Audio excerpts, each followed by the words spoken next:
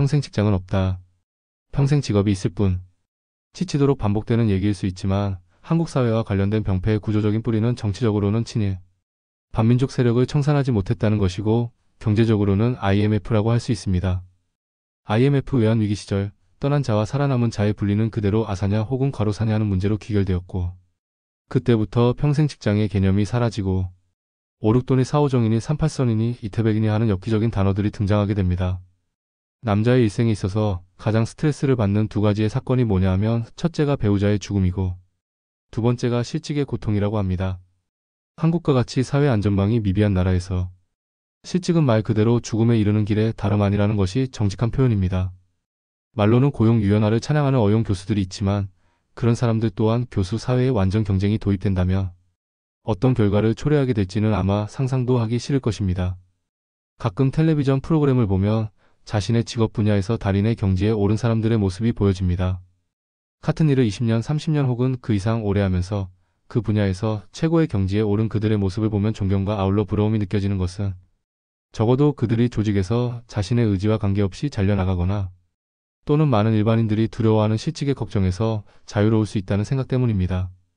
비록 개인 서비스 사업을 하는 비율이 선진국에 지나치게 높고 그들의 수입이 열악하다는 것이 한국의 현실이지만 그럼에도 이러한 달인들에게는 큰 문제가 되지 않을 것이라 여겨집니다. 하지만 여기서 재미있는 것이 있는데 대부분의 그러한 성격의 직업들이 거의가 몸을 움직이고 손을 움직여서 무엇인가를 이루어내는 일이지 머리를 써서 하는 일은 거의 없다는 것이고 또한 이러한 사실을 보면서 마땅히 깨달아야 하는 사실은 자신의 손으로 무엇인가를 만들어내야 한다는 평범한 진리인데 한국이라는 사회의 특성상 그러한 종류의 직업들이 아무리 많은 돈을 번다고 한들 일반 대중으로부터 존경을 받는다든지 하는 일은 발생하지 않는다는 것입니다. 도대체 서초동 높은 의자에 앉아서 법조문 읊어대며 30년 동안 나무망치 두드리는 직업과 같은 기간 동안 열심히 뜨거운 열기 속에서 강철 만들고 용접하는 일을 해온 사람이나 아니면 시장 통해서 하루하루 열심히 꽈배기 만들어 팔며 40년을 매진해온 직업이 뭐가 다르다는 것인지 오히려 돈을 벌면 장사하는 사람이 더 많이 벌었을 수도 있겠지만 사회에서 받을 수 있는 대접과 판단은 전혀 그렇지가 않습니다. 기껏해야 특이한 재주 내지는 성공한 기능인이라는 정도일 것이고 때문에 그런 사람들 스스로도 이것을 가업으로 이어가겠다고 생각하는 사람이 얼마나 될지 알 수 없는 노릇입니다. 산업공상이라는 유교 지배 이데올로기와 관료주의에 의한 세뇌가 머릿속에 뿌리 내려진 이 나라의 의식체계 속에서 이것들이 뭐가 다르냐 하고 질문을 던지는 자체가 정신나간 일이라는 것을 모르는 바가 아니지만 이제 이러한 의식이 바뀌어야 하고 그러한 전환의 주춧돌이 되었던 사건이 IMF로부터 이어와 현재까지 이르게 된 금융자본주의의 모습이라고 할 수 있습니다.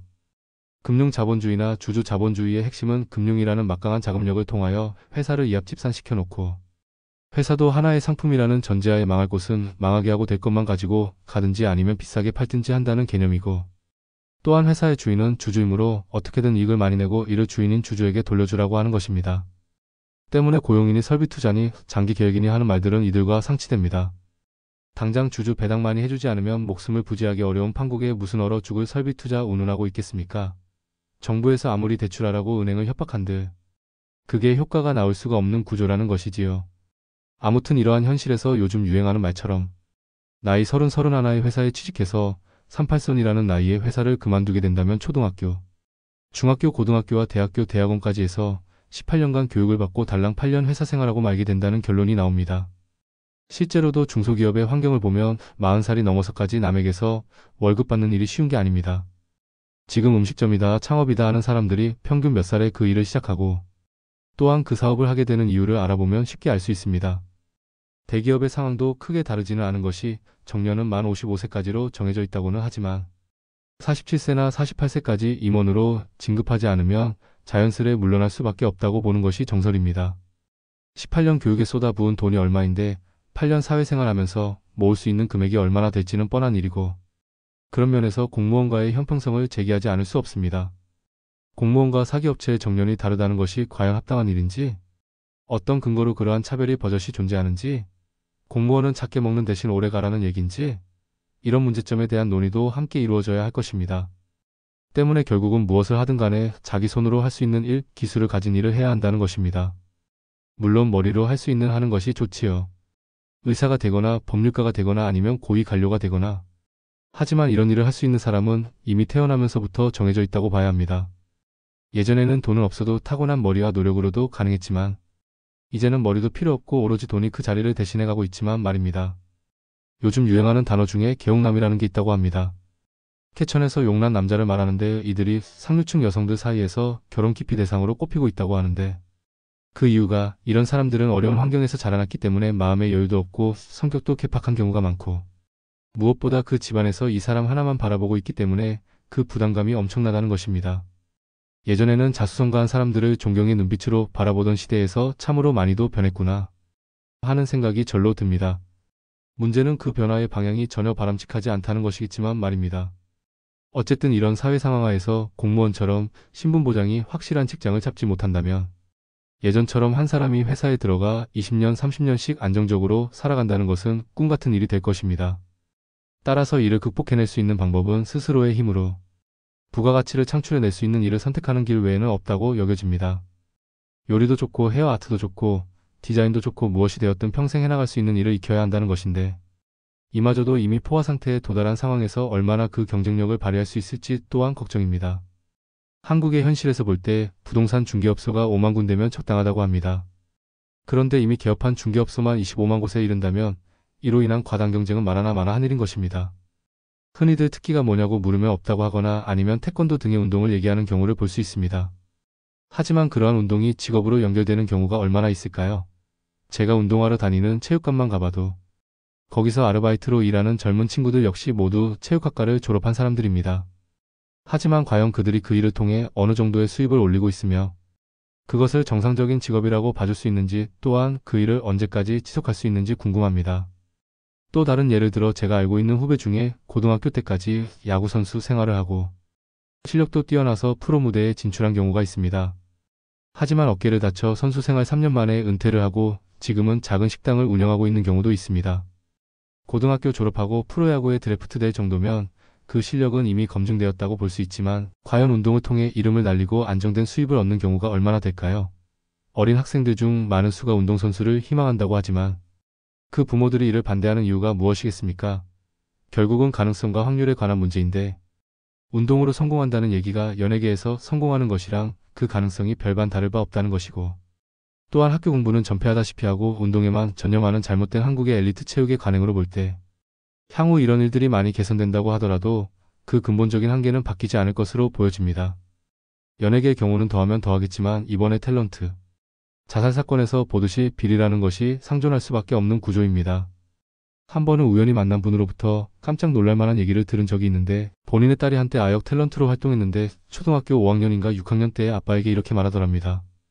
아빠, 남자는 돈이고 여자는 몸이래. 이 말을 듣고 너무 놀라서 그 일을 그만두었다지만 왜 이런 일들이 끊임없이 반복되는가에 대한 원천적 질문을 하자면 물론 스포츠계에서도 성과 관련된 추문이 가끔 발생하지만 연예계에 이러한 일들이 사라지지 않는 것은 아주 단순화시켜볼 때 이러한 수요 공급에 있어 성공하고 돈 있는 자들이 수요자가 되고 힘 있는 남자가 미인을 차지하는 것 역시 또 하나의 권력임에 분명한데 이런 먹이사슬 구조에서 일개 경찰 나부랭이들이 그러한 거대 권력을 수사해서 처벌하겠다는 희망 자체가 부질없는 꿈에 지나지 않는다는 것입니다.